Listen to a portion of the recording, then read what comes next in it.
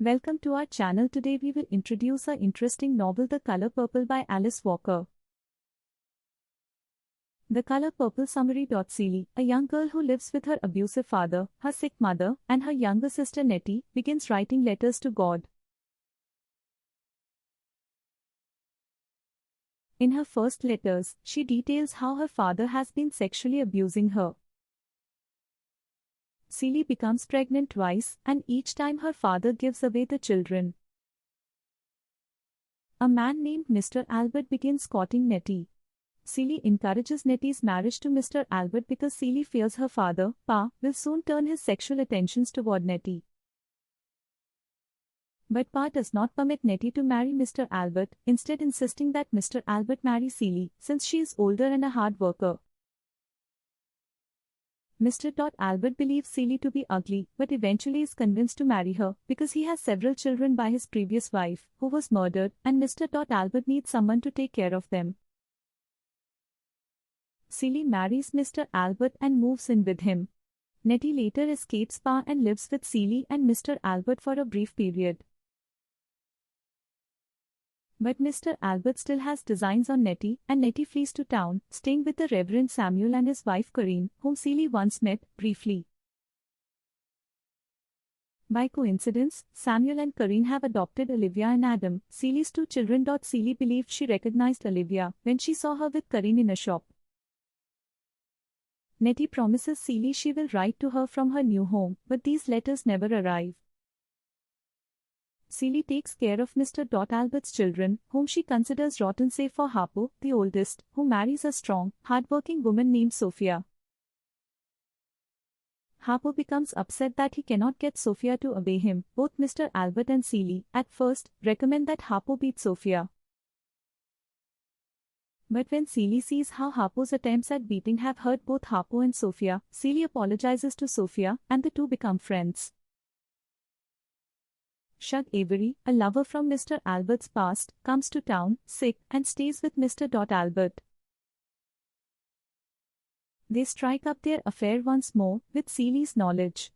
Celie has been fixated on Shug since seeing a picture of her on a playbill when Celie was a girl. Celie and Shug become friends and confidants, and, later, lovers. Shug begins to sing at a bar Harpo has built behind his shack. After Sophia leaves him, she is tired of being beaten and ordered around by Harpo. Celie tells Shug about her father's sexual abuse and about Mr. Albert beatings. Shug promises to protect Celie. Shug and Celie discovered that Mr. Albert has been hiding, for years, the letters Nettie has been sending to Celie. Celie reads the letters and discovers that Nettie, upon moving in with Samuel and Corinne, and their two children Olivia and Adam, began studying to be a missionary in Africa. Nettie then traveled with the family to Harlem, in New York City, on to England, and to various cities in Africa, observing the culture and traditions of the people there, before settling in a village of the Olinka people. Nettie works for Samuel and Corinne, aids in the education of Olivia and Adam, and comes to know a girl named Tashi, whose mother, Catherine, does not approve of Tashi being educated in the Western manner. Celie begins writing letters to Nettie rather than to God. Corinne, it is revealed, believes that Samuel has had an affair with Nettie back in Georgia, and that Adam and Olivia are actually Nettie's children. This is why, Corinne thinks, Olivia and Adam so resemble Nettie. Nettie swears to Corinne that the two children are her sister Celie's, and Samuel corroborates her story, adding that Celie and Nettie's pa is really their stepfather, and that their biological father was lynched after his dry goods store became too successful in the eyes of his white neighbors in Georgia. Back in Georgia, Celie, spurred on by Shug, confronts Mr. Albert for withholding Nettie's letters for so many years.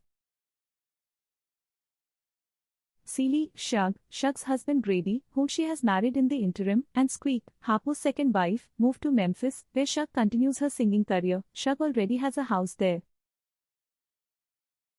Celie begins making pants, a business she will continue for the remainder of the novel, and Squeak and Grady fall in love and move away. Sophia, who was arrested years back for attacking the mayor and his wife after they acted disrespectfully to her, has been serving as the mayor's family maid for 12 years. She is finally released to Celie's home toward the end of the novel. Her children, raised by Harpo and Squeak, no longer recognize her. Meanwhile, the Olinka village is destroyed by British rubber companies, who plow over the Olinka's crops and hunting land, and charge the Olinka rent and a water tax. Dispirited by their inability to save the village, Samuel, Nettie, and the children return to England after Corinne dies of illness.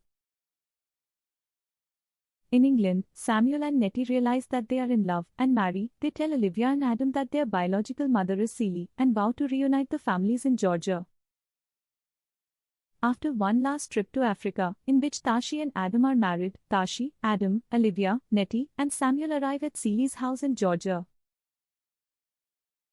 The house she inherited from her biological father after her stepfather's death, and find Celie's family in good order.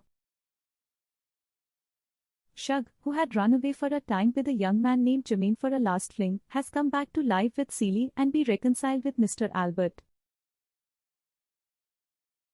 Mr. himself has found religion and apologized to Celie for mistreating her. He has even carved Celie a purple frog as a form of apology, and Squeak, Sophia, Harpo, and the remainder of the family realize that, although a great deal has happened over the past 30 years, they, as a family, feel younger and more energetic than ever before.